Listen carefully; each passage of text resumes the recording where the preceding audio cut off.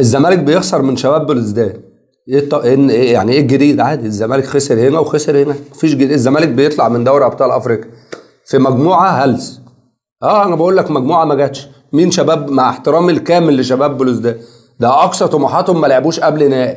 يعني يوم ما خيالهم يروح لبعيد، ما فيها الترجي وفيها المريخ، عادي فرق الزمالك.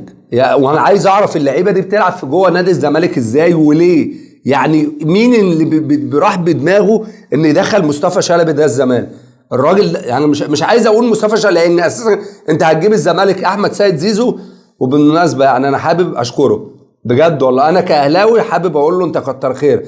الواد الحزن في عينيه، انا عارف ان احمد سيد زيزو بيبذل كل ما هو في وسعه عشان نادي الزمالك. هتجيب احمد سيد زيزو، هتجيب محمد صبحي، هتجيب الونش، وهتجيب سيف جعفر، تمام، وهتجيب يوسف اسامه نبيه. بعد كده كل الفرقه دي ترميها بره بلا استثناء، ما تسميليش حد تاني. مفيش لعيب جوه نادي الزمالك غير اللي انا قلتهم دول يستحقوا يلبسوا تيشيرت نادي الزمالك. يا ابني انت خارج من مجموعه ما جاتش ولعيبه بملايين. يعني انا مصطفى شلبي ده ياخد 13 مليون ليه؟ ايه اللي بيعمله؟ بل بالعكس الراجل مش قادر يقف على رجله. نادي الزمالك الكرة في مصر فيها حاجه غلط. لما كتباء الكرة المصريه بيحصل فيهم كده، ومش وعلى فكره ده مش جديد، ده الاهلي يعني ايه، يمكن هو بس عشان منظومه النادي الاهلي جوه ماسكين نفسيهم شويه، يعني ما فتحوش اوراقهم زي الناس اللي في نادي الزمالك، يعني اللي هم اساسا بيقولوا احنا زملكاويه، قسما بالله ما يعرفوا حاجه عن الزمالك. اقسم بالله 3/4 مجلس اداره نادي الزمالك ما يعرف حاجه عن تاريخ نادي الزمالك، ولا امير مرتضى ولا مرتضى ذات نفسه زملكاويه. اتحدى اي حد اقسم بالله ان الناس دي تبقى زملكاويه.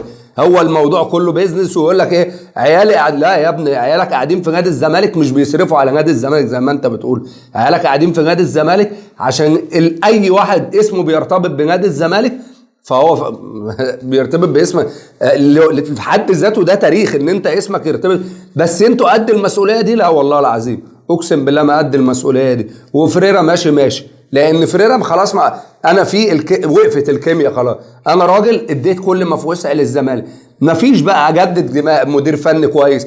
لكن هو الموضوع كله احنا قاعدين بقى ندور هنا، نشتم ده ونشتم ده، والناس اللي قاعده في قناه نادي الزمالك حصل بيهزوا دماغهم زي الناس بتاعت مجلس الشعب. بس ايه اللي بيحصل في الكوره في مصر؟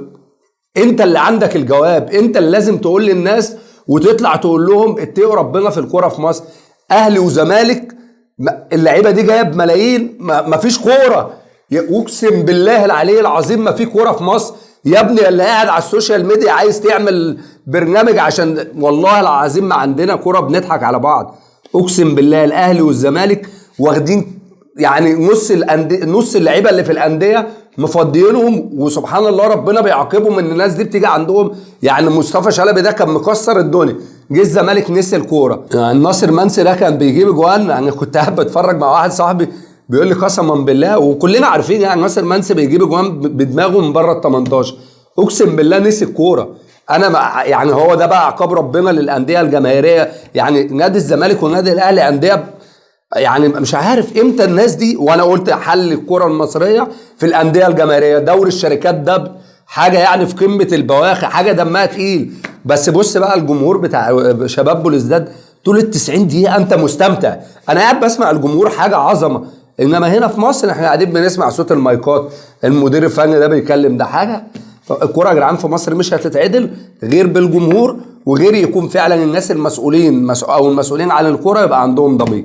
وده اشك ان ممكن يحصل في مصر. بس كده يا عم.